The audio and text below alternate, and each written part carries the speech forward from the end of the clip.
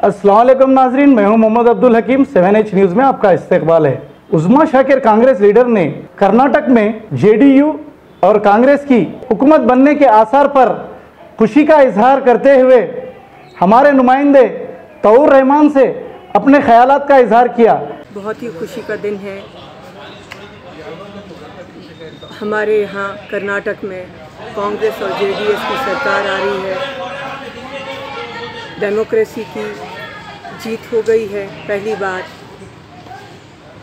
BJP की इतनी कोशिश करने के बावजूद अल्हम्दुलिल्लाह हमारे सारे एमएलए कांग्रेस के जेडीएस के इंटैक्ट रहे और आज इतनी जद्दोजहद करने के बाद